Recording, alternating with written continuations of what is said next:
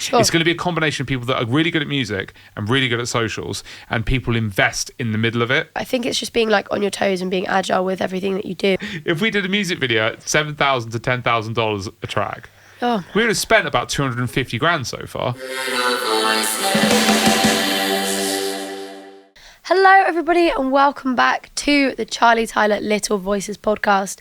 We are here bringing you guys episode 8 of our podcast. We've made it. We have made 8 episodes. Yeah. It feels like more, but... But just to add, though, so if you guys are wondering why you can't find the odd numbers of our podcast on our YouTube channel, it's because you're not subscribed to Patreon. Yeah. So if you do want every episode, you get that as part of our mid and top tier of our Patreon packages. So please do head over, consider it. You can sign up for free as well, and you can check us out with our daily updates. There's actually loads of stuff on there. And not to get too off topic, but that's a big thing we're going to be concentrating on in the near future. Yeah. So every time that you guys support us on Patreon, as we're completely crowdfunded, you guys are getting more and more every week. Yes, and So there's it's a very link. exciting. There's a link in I'm the actually bio. about to upload something right now to Patreon. Exactly. So it's all go on Patreon. There we go. Okay, so today, how to promote music. Yeah. And does anybody actually really know? No.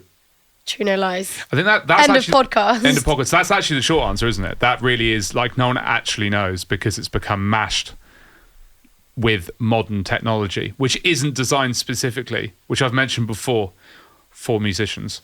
Yeah, entertainers. I think, so to start off, there's quite a big situation of like unlearning what we thought was how you promote music and what like the traditional route of promoting music is. So like if you explain what it would be like if you were to go through a label and how actually the promotion would probably be more simple. So when musicians, it's the same for entertainers as well. Everyone kind of misses those people out, not just musicians, but entertainers in general. When you get signed to a label or an agency in the kind of movie and, you know, like all that, the other sides of entertainment, like comedians, etc., all the labels and agents and managers and production houses and groups of people basically that have money to invest and have contacts, what they do, they buy your entire rights out to what you do. They give you a bit of money up front because that's in exchange for using you as a product, which is that is a whole other podcast in itself. It's like weighted like this, isn't it? Yeah. I'm going to take all of this and you're going to get this. I'm going to take your soul and then give you like 10 grand. That's for like 10 years. Yeah, so it's messed up. That's a whole other podcast in itself. Yeah. But what they do is they've got budgets to put you traditionally on television, radio, billboards, any type of real life advertising you can think of. In-app, on social media. All of it. Yeah. So that's how it would work. Support tours. Yeah. It's all there. So that still works because obviously there are a ton of people that still use all that stuff. But in the last 4 to 5 years in particular, and it has really gone quickly, there's been a massive change of that all the way into social media. Like a surge of independent artists. I think the drop-off of television advertisement, etc., I think it's so bad that you've got people that are only really making big adverts on television that are like, you know, BMW, like car companies that have movie style production. But I think that has just swapped though. I think the TV is just being replaced by social media. Yeah. It's just people now on their phones. So where is everyone looking now? On their phones. They're not but that's looking, more accessible than no one cares about TV anymore. So you don't take your TV in your handbag, do you, to work with you? No. Or on the train or when you go out. So musicians have been swept into this big change of where the attention is. So where the way to answer the question of like, how do you promote music? The first thing I think people need to take a step back with, which is the unlearning that we've had to do and lots of other people had to do, is think about where people are paying attention. They're only on their phones. And some people have like iPads and stuff. Yeah, and I guess like public places and places where people are going for entertainment, like support stores. Yeah. That is obviously so the only place where people are really looking. The rest of it's kind of arbitrary now. No one's buying, you know, magazines and stuff. It's all gone onto people's phones, right? So, and if what I find funny is that the people are only really like, unless they're really into a certain magazine like Vogue or something. Yeah. People are actually only buying the Vogue magazines because they like the person that's in it or on the cover of it or something. Yeah, it's just, even that's becoming specified. So it's a promotion tool for Vogue, getting that certain person on it's their weird, magazine. isn't it? It has gone strange. So when you're promoting music, no one really knows because the attention keeps shifting. So the best place for attention right now is TikTok, because TikTok is the most spiky, it's the most rebellious rock and roll platform that there is. YouTube is second to that, and then Facebook's like a deserted art gallery now. And it's all this stuff's Instagram, going on, and everyone's love. wandering around not really doing anything. And Instagram's caught between this whole world of it doesn't know whether it's Facebook I really or love whether it's trying to be Instagram. TikTok. Yeah, and we both actually really like Instagram more than I other can get social what I media want platforms. just there. Yeah, and it looks cool. Like it is nice to use. So Yeah. I like Instagram, but it's kind of caught between stools. So if you want to break something, you got to look where people are looking. It's TikTok or YouTube, but it's primarily TikTok. It's where everyone's just surging to the platform. So the unlearning, I've got a really interesting point about this that I was thinking about. When I was in the last carnival, all the attention was on Twitter. Twitter was really happening. Twitter, they'd let the algorithm completely loose and everyone was going mental on it. Yeah. So like I said, and I have said before, we did all our sales through Twitter and all of it through email, which just feels nuts now. And then as that starts winding down, people start bringing their attention to other platforms, right? And what's actually happening is that musicians are being caught in these waves of change, but they're all still talking about the same way of promoting. So you've got this way that people are interacting with musicians, and musicians are bad, and I'm going to have a go at it because we are musicians, so it's self-criticism. Where musicians are really bad, they get stuck in this weird arrogance of like how things should be and how it works for them. Yeah. And that's totally not what the modern world is. What the modern world is 16-year-olds driving Ferraris that have big YouTube channels. That's what's actually happening right now. And everyone's in complete denial. They're the rock stars that the musicians wish they were. Yeah. So for musicians to become rock stars again, they actually have to embrace the fact that people want them to be rock stars online. They don't want them to be musicians. They want them to be people that they can look up to, get entertained by. And personalities that play music, probably. Yeah. And I think everyone's just in mass denial of it. It's like we really want to be able to talk to the musicians that we admire. We really want to interact with them. We really, really want James Taylor to go on TikTok live. But I think what's funny But you is... do want that. You don't not want that. Right. Like, but that's because... So why are you not satiated with the fact that he's just written some amazing music? Why is that not enough? Because you're used to now getting more out of the people that you're viewing. well, I'd never thought about James Taylor going on TikTok, so I kind of was Go satiated. on TikTok.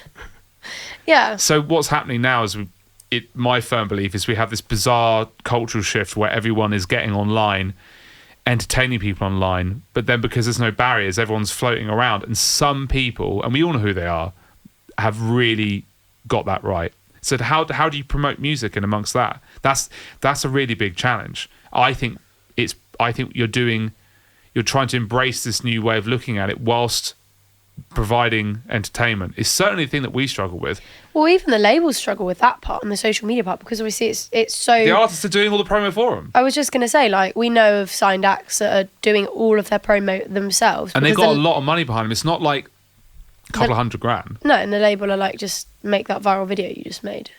You just go, all right. It's a really topsy-turvy time in a good way. And for us, I think it's understanding how we can mold the two things we need to do together, which is hopefully make great music and great entertainment whilst providing great entertainment, like being holistic, like a 360 model of providing all of that. And because the community part is the way that it works, and now there's a direct connection with fan base, how you actually promote the music it's quite hard to like pin it down to one task, because it's not about one task anymore. There's not one task on social media and promoting music. It's just not. It's just not. And I think things come in waves. So I think, like, if a new app was made where people could only post once a day, right? Well, that's like that Be Real app. Right. If that happens and people love that, unfortunately, musicians have to go over to that to squeeze the attention out of that to help promote what they're doing. They're all vehicles for exposure. And that's where it's tricky for independent people, because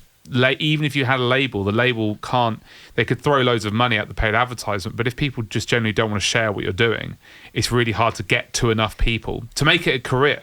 Well, I don't think it's just about the music anymore, because I think, like, talking about the past, current and the future, like, in the past, I think the music was like the gut and like the soul of why a lot of these people were successful, because you weren't deciding whether or not you liked a person on social media. There's no other media outlet. Exactly. So you're just hearing their record and that's you're buying the record. There's nothing else you can't. All you're deciding on. You can't see them. Exactly. And you can go and see them live and stuff, but that's neither here nor there. But even that, you're going because you like the music. Yeah. Whereas like currently we're in a situation of, you can decide about every part you like about an act, like down to what socks they're wearing, like because it's on social media. Especially my social media. What do you mean? Because I just don't wear shoes sometimes.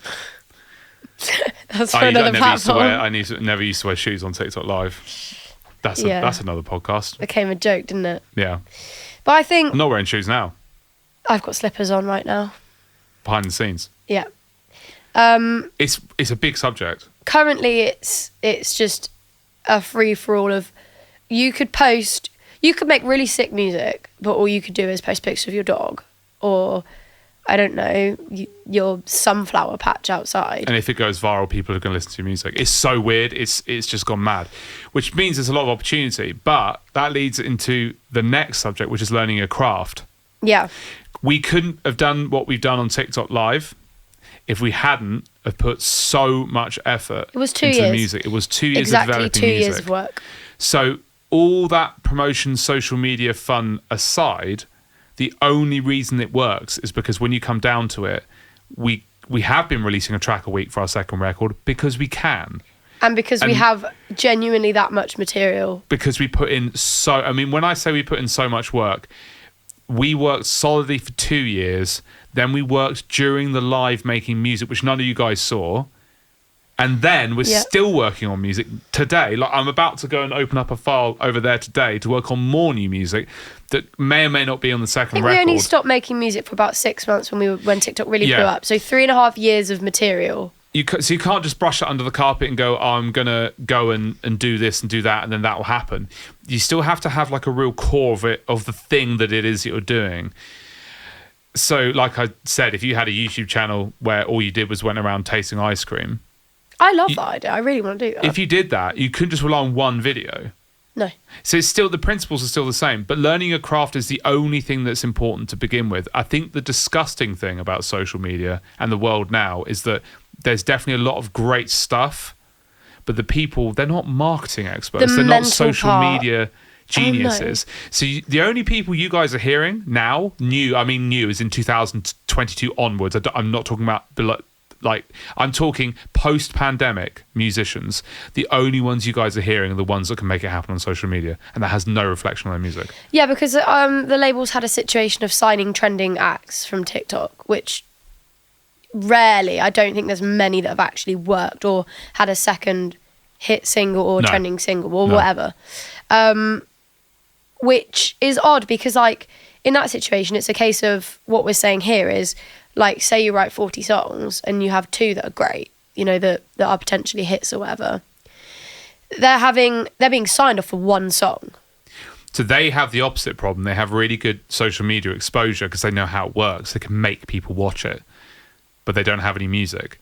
So and then they're taking the valuable resources of a label that, And it's very frustrating for people like us because there comes a point where you have to put your foot down and say, well, one song just isn't, that's not how people... It's not a career, is it? It's not a career. I mean, it could be, it's like people might go, I really like this song, and good. And people like great music. But for the continuation of having decent musicians to watch and entertain you, it can't be off, oh, look, I wrote this hit 20 years ago. It's like, it's so passé. But I also think the reason why music has really gone down the pan is because of that. And also the reason why future musicians, in my opinion, will be social media stars is because they're the only people that can keep the wheel turning. Sure. It's going to be a combination of people that are really good at music and really good at socials, and people invest in the middle of it. But you still have to learn your craft. That's the thing, because I'm 35, you're 23, but combining all the talents and skills together...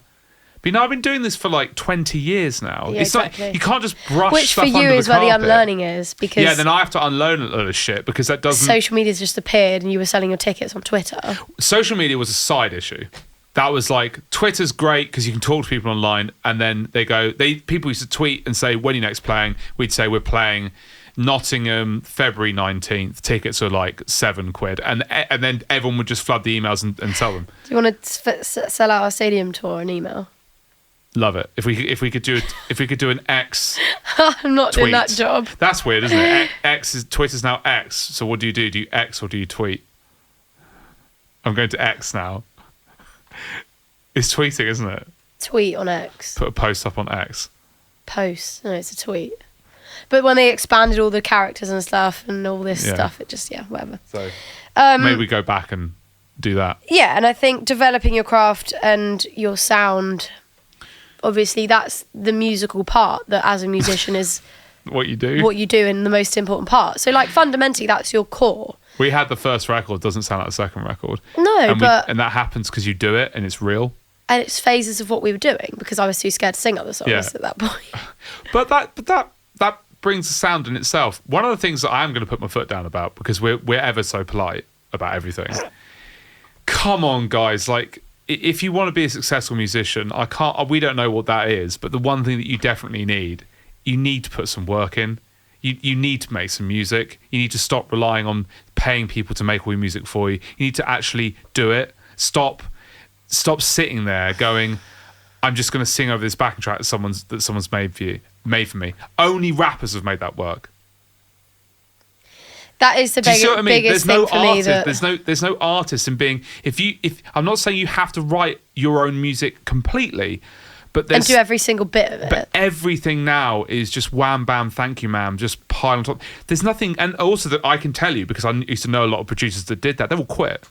Yeah. They end up being 37, making a bit of money. Some of them make quite a lot and go, this is the most boring thing. If I see one more person walking through the door that has no clue and just sings a bit. And isn't that sad? It's just become a university course for being a successful artist. Well, that's the thing I never understood. Do you think Banksy went to university? Maybe he did. I actually don't know this. But maybe he did. Where I don't understand it. Like, I'm all for people getting higher education. The government protect his work now. Yeah. He graffitis on public property, and now they're protecting it. Good, but it's such a dichotomy because. Yeah. Anyway, but you can see, you can kind of get my point. Maybe because Banksy did go to university. I don't know. Maybe he's like a doctorate. Maybe he's a doctor. It could be. That leads into the next point of like the vanity publishing. Yeah. We're getting awfully close to vanity publishing. Smack my head against the microphone. So vanity publishing, what's that then? So I think there's multiple. This podcast is going to get heated. Here we go. There's multiple subjects under this. It's an umbrella term. But I think like vanity publishing, firstly, everyone seems to follow what everyone is doing. Yeah. Not even knowing if it's successful or not, if that makes sense. Yeah. So I'm just going to be out with it.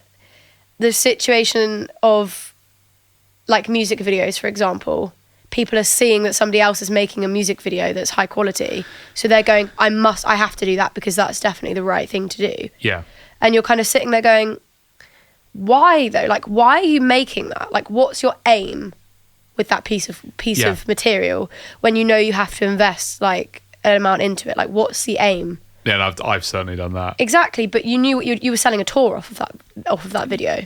Yeah, there's a lot in the modern world because there's no barriers, which is good, and people should do what they want to do, and there's nothing stopping it. But vanity publishing quickly gets in. It does get in the way of people that are trying to like do it as actually do it as a career, because if you're spending 7 to 10 grand on a music video, you've got to really know why we're doing it. Like I spent around the most expensive music video I ever shot for The Beat Inside the Body, I think was around Secrets. It was about $10,000 to do that. We poured every single cent. But that's reasonable, like for a high quality music video. Right? We were touring every day, so and that's a lot of money. Yeah. The reason why we had that money was because we were selling out venues of 300 people minimum a day. Yeah. I used to play to a lot of people. Like, you'd be stunned. Like, honestly, I used to play I know. 2 or 3 days to 300 people down in Brighton.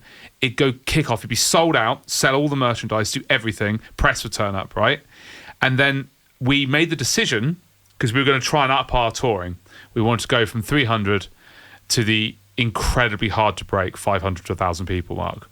Is that where it is? Oh man, like, and then it's I feel so like hard. when you get past that, is it like you kind of labels. just you need labels? You need people more money because theatres then get serious. I was going to say, what's the situation of theatres? Yeah, it gets really serious. You need more money. I wouldn't want to go in any less than theatres just purely because to make it worthwhile. But then obviously you have to. You have to have the people to come. But yeah, so anyway, we were trying to break through it, and we made the decision to invest the money into the music video, and the music video cost an absolute fortune. But, and this is the thing that if anyone's watching that is trying to be a musician or knows anyone that's trying to, please share this with them, this moment, right?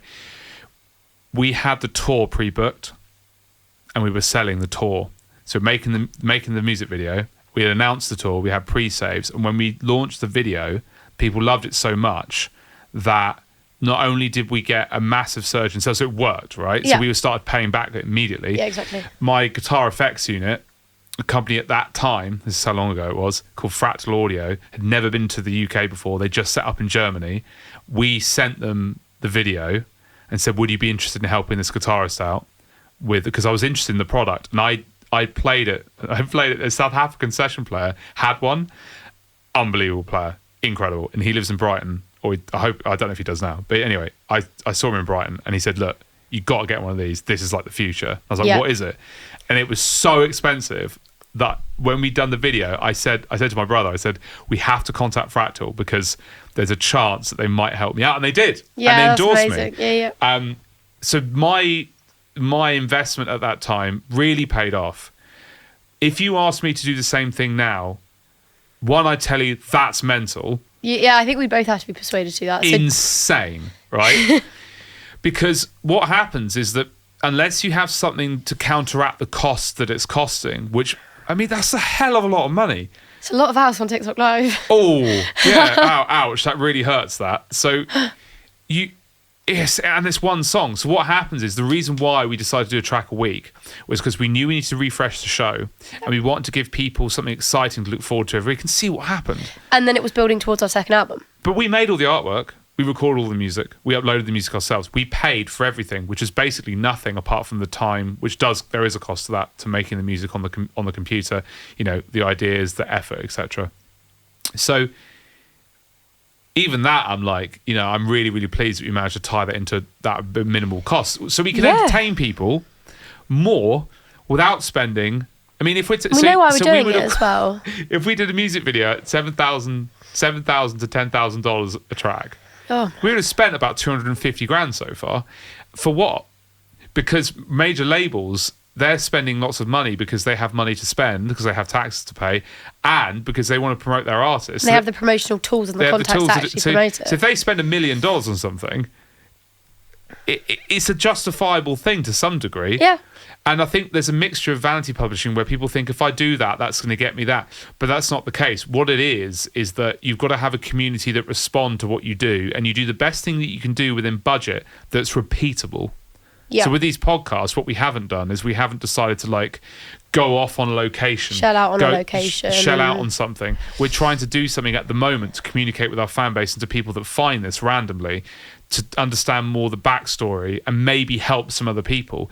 I'm not sitting there going, all right, now we've got to spend all this money on this. It's weird unlearning with socials. Yeah, I think the vanity publishing is a crazy thing. Like, and it's good that people get to do what they want, and they should do that. Totally. But like, I'm not saying you should or you shouldn't. It's trying to understand what's going on. The modern music industry is going to become more and more based off people just on their iPhones with no production, recording music, and people being paid for that. That's going to happen more and more and more. Yeah. And it's going to be a mixture of that and high res stuff. So you've got to understand that, which is why we keep talking about the community is the only thing that's going to build it. Yeah, because I mean, another big thing that I see a lot is the hiring like a PR team and like a manager and stuff, and you just kind of look at it and go, but you like within reason. I know it's a lot for one person to do or two people to do. It is. Yeah. But you don't need to. These PR companies fundamentally are only out for themselves. Yeah. Obviously. And if you feel that the connections they've got are worthwhile, then go for it. Totally. But this whole situation of getting bots to play your song on Spotify, what's the point? That got really big years ago, and then it just proved to be absolute bollocks. So you get 20,000 plays on a song. Great, but sell out your show then. you're not gonna, because And no then one's labels actually found out listening that to that's it. another thing people don't know. Labels would then sign acts with big Spotify numbers, and then they go to put shows on, and actually, didn't sell any my brother tickets. even worked with an out band. That happened, and they got dropped whilst they were working with him. Ad had a contract with them. He's been paid by the label. Didn't he say they had a massive social media? They had a massive Spotify. And he was like, wow, this is exciting. And they booked the tour. They were paying my brother to book the tour and do that. And he goes, no one's buying any tickets. So they had to pull the entire thing. I think it was like the easiest bit of money ever made. Because obviously he got paid. And it's like, well, no one's come to the shows. And I think it's, I don't know why, but people do get obsessed about this. The numbers thing is important as long as it correlates to actual interaction. When we're on TikTok Live, we're just as passionate paying to 80 people than to 1,400 people. Yeah, to clarify, yes, 100%. If there are 500 people in the room and everyone's interacting, having a good time, that's better. But the 80 people still cool, 30 people still cool. But when you're trying to expand what we're doing, which we are, we need to have high room numbers to try to grow what we're doing. And it's all about the excitement. If you guys are excited about what's happening. I don't want 600 people in the room, no one talking. No, oh God, no. What's that about? We tried that, didn't we? We had that on another platform. Yeah, we tried live streaming on another platform. There were like 500 people in the room, but no one was talking. No one was saying anything. So I was like, no one's here, are they? It's just bots. So it gets to the point where you're like... Even social media companies are pumping rooms full of bots to make the people on them look like... We did have that in Live Fest, actually. Yeah. So it's a complete sea of disaster unless you know. And I think the biggest problem that you're getting from everybody is they're not on social media, they don't understand. So the reason why some people are successful these days in entertainment is because they know how these platforms work. Everyone's got to stop talking about they're so talented, they're this. Does some people know how to make people watch a video? They really do. They really do. That's why you know who they are. Okay, here's a real... Okay, hypothetically, I sell mattresses. Yeah? Okay. Best mattresses you've ever seen. Right. They are the best. Okay. Guaranteed. In fact... Really selling it to I me. will fit your entire house out with these mattresses, and if you don't think they're the best thing ever, right, I'll just give them to you for free. Right? Okay. And I've got that offer. I don't know how to advertise. I go out of business in like a week because no one actually goes and buys a mattress or even tries it.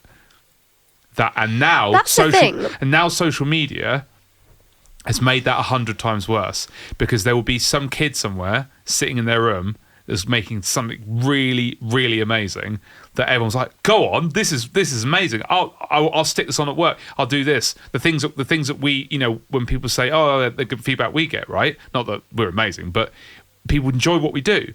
But if we hadn't have got TikTok Live, we'd have to find another way of exposing what we did. The music would still be there. And that's where it's all become a complete nightmare. Because if you said this to me when I was 25, I'd say, get out. There's going to be a platform called, where eventually one day people are going to get famous for doing a dance and getting 18 million views a video. And good on them. But that's hard, isn't it? If if you're trying to advertise what you do over that, like how do you compete with that? If the algorithm fundamentally crushes you for performing a piece of music, but rewards people that keep you watching a video of like someone about to like knock over a tower of Jenga, how are you supposed to build what you want to do artistically against that? It's really, really hard for musicians to do that because no one's looking for it. Like no one's like, oh, today I'm going to go and search for Charlie Tyler's music. They're not even thinking about that if you don't know who we are. Like, it's probably harder now than it ever used to be. But when you start getting the attention, sure. I think it's never been so explosive. I think the opportunities are limitless if you can get the exposure to what you do. 100%. 100% limitless. And I think that's what gets scary for the institution because I don't. Right, you don't want a YouTuber to have more influence than someone in politics. No, but governments don't want that, but they do. Could. But they do. Yeah. And I think no one talks about that openly. No one wants musicians that are so famous online. They actually have more influence than labels doing their advertising. And I think, without sounding like a conspiracy theorist, if I was in charge of a label and I saw people that were so out of control and so popular and they had no management, no label, they were doing everything themselves and they were actually making a lot of sales. That's a disaster for a label. That's a disaster. It's embarrassing. FOMO, though. That's why people buy them out. Negotiate a pretty good deal if that was the case. Well, yeah. But it's but no one wants the ice cream shop thing. So no one wants you to be a pop star in a label and also run a hilariously successful ice cream YouTube business. Yeah, but maybe I'll start CT Eats Ice Cream. CT's Ice Cream. Can you imagine? That'd be so good. So the last point on this. Yeah, is embracing change. Hardest thing. So quick change as well. It's changing things as quick as you can whilst giving things a chance to mature. I think you have to give things a chance on social media. You can't just. I would personally say, like, if you're going to post something to test a video, like, obviously you kind of immediately or within a day know how that's performed. Yeah. But changing that idea totally is just, like I've just said, it's changing the idea totally. It's not like tweaking what you think was wrong about that video and about where did it go wrong, rather than just like flinging around all these different places, like trying to find something, because nothing, as much as we blew up on TikTok pretty quickly, we grew it for 2 years. We put the work in for 2 years. And we hit the right vehicle. I think the difference is with the internet is that we hit the right vehicle because we were ready. I think if you've got an idea for a video and people love it and it goes viral, you can go viral literally overnight. Totally. But you have to know what that is. Yeah. So I do think some people strike gold. They literally have an idea. Really do. They do it, and other people struggle. Generally, there's time behind the scenes, though. I would say. I think you're correct about like that things can literally take off overnight, and like you did that TikTok shop video and it had 125,000 views. You didn't even realise. Yeah. Because what's funny about that is because nothing really came of that. If that makes sense. So like we made sales and stuff, but like we didn't notice. So I don't know. I still think that it's got to be something that it's the engagement of it. So something could have 1.2 million views, but like if no one's actually then going off platform and streaming the music, then like it was all just a bit weird. Yeah. Because it's odd that people don't engage with it if they've just watched it. I think the amazing thing about the internet, though, is that you can have an idea and it just blows up in your face. And I think the more the social media companies allow that to happen, the better ideas we'll all have to interact with. But we're getting it's so difficult, because I think that when you start mastering how these things work, it's like you have a secret sauce. Yeah. There's no reason why we can't. We know how live streaming works, and we work very, very hard on that. It's very, very tough, but we do fundamentally know more now than we did last year. And our live shows, we hope, and people have said they have got better and things have got better. Yeah. Hence why I did the multicam thing. But we didn't know anything when we started TikTok Live. So we probably spent a long time just being really inefficient. Yeah. Because of ignorance. So I think that one of the crazy things about socials is that I think when you learn how certain things work, you can copy and paste them. Yeah. And that's where it gets scary. But amazing for us, because it means we can keep making music, keep entertaining, keep growing, because we know how it works. Not for definite. We know it's like a little threshold that you can kind of sit it in and go, well, that should do that. I totally agree with that. And I think personally we are embracing like the change of what we thought things were and what they actually are, and how we can utilize that within our business and our music. But yeah, I mean, I'm seeing people, I'm going to say this right now, I've seen a lot of successful people, a lot of big companies and big influencers on Instagram Live, and I'm going in there and they have no idea what to do. Yeah. And I'm talking big people, and I almost DM them going, you should really be on TikTok because Instagram Live is terrible. Like, you, what on earth you're doing on Instagram? Whoever told you to go on Instagram Live clearly knows nothing about streaming. I think I don't even think it's somebody telling them to do that. I think it's just people have assumptions. That's how fast it changes. Yeah, but I think they have assumptions of what is correct. So like I see a lot of people like. Well, yeah, that's probably a better way of putting it. Taking influence from like, I mean, not even necessarily things that we do, but like just watching other people and just doing what they do, and I just go, well, why are you doing that? Because you don't know why they're doing that, and you don't know why you're doing that and following what they're doing. Yeah. You just think that's what you should be doing. When actually sit down and look at, say, your analytics, or sit down and look at what you're getting from this and everything, and where's it taking you? Because like fundamentally, if somebody else is on Instagram Live, obviously people are going to go, and they're in the same niche as you. Obviously you're going to go, oh, do you think we should do that? Like we ask questions sometimes, like, oh, this person's doing this. Like, do you think we should think about that? It's amazing, like, because we've become much more masterful of live streaming. It's amazing how you can just see it. It's like obvious. You can just see it. There's certain things now where I'm like, oh, yeah, this doesn't make much sense. But you know, it's each to their own, and I think, and it is a bit of a dark art because not many people know about it. There also, I would say, is no right and wrong. There are like things you can do that help. I think it's being really... I can't wait to see the next app, the next thing. Oh, same. And I think we'll be on it straight away. But I think it's just being like on your toes and being agile with everything that you do and embracing... That's very non-musician what you just said, though. Yeah, but agility I don't class us as... We're not like hardcore... musicians, so we are. Make a vinyl and then be uber cool. But we want to be entertainers. I'm not cool. Yeah, but we're entertainers that make music. I think so.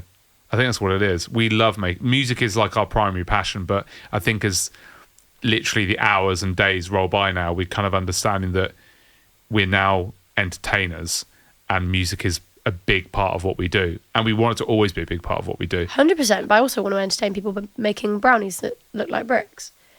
Yeah. Like, you can do anything. Yeah. And there's no... I think that's the part that is very hard for musicians to understand. It's hard to admit that's where it's getting weird. Yeah. So it's a very, very dense subject, that. There's a lot that we talked about and we could go on about it forever. But to not bore you, we should wrap up that subject there, digest it, and then move on to episode 9, which is going to be on Patreon. Yes. If you're not on Patreon, make sure you consider heading over and looking at it right now because you're missing out on episode 9. You are. There's going to be a weird gap between 8 and 10. Yeah. So that's number 9. If you haven't got Patreon, you know where to be. Thank you all so much for watching this week's podcast. If you haven't, please do like the video and subscribe below, and we'll see you in the next video. Goodbye. Bye.